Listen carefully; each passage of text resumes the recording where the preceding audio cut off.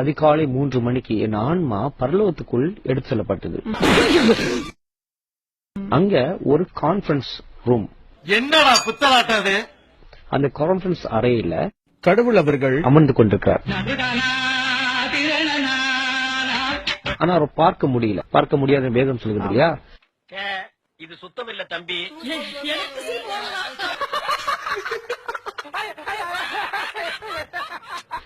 ஒரு மேகம் போன்ற ஒரு உருவம் ஒரு நாற்காலியில் அமர்ந்து கொண்டிருக்கிறது. அவருக்கு பக்கத்துல கடவுள் அமர்ந்து கொண்டிருந்தார். பக்கத்துல ஒரு முக்கியமான நபர் இருந்ததுனால இவர் கடவுள் என்று நான் அறிந்து கொண்டேன். அப்பா, இது உலக நடிப்புடா சாமி. அந்த புறத்துல பழைய ஏற்பாட்டு காலத்து பரிசுத்தவான்கள், அவங்க எல்லாருமே முக்கியமான நபர்கள் தான். ஒரு பழைய ஏற்பாட்டு காலம் இல்ல, புதிய ஏற்பாடு. நான் தூரத்தில் நின்றேன். கடவுள் முன்னாடி செல்வதற்கு நடுங்கினேன். நான் நடுங்கிக் கொண்டே வந்து நின்றேன். டகால்டி கேட்டா கப்ஸ் அடிக்கிறது. யார்கிட்ட போய் சொல்ற? ஏய் டாடி, என்ன வேண்டாம் இந்த டக்காட்டி வேலை என்கிட்ட வச்சுக்காத. அப்போ அந்த மேகத்துல ஒரு கை வெளியே வந்து இப்படி வா, முன்னால வான்னு அழைத்தார்.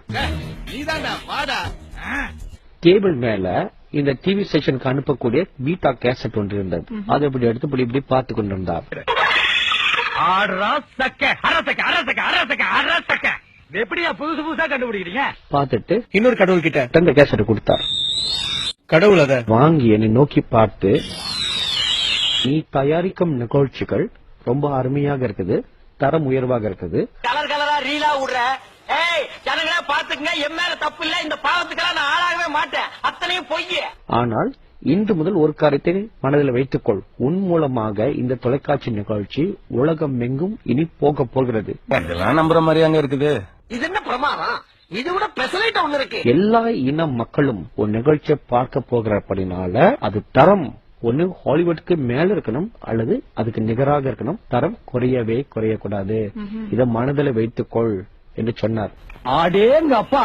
தம்பி, ஒரு மனுஷன் போய் பேசலாம், ஆனா ஏக்கர் கணக்கில் எல்லாம் பேசப்படாது. அது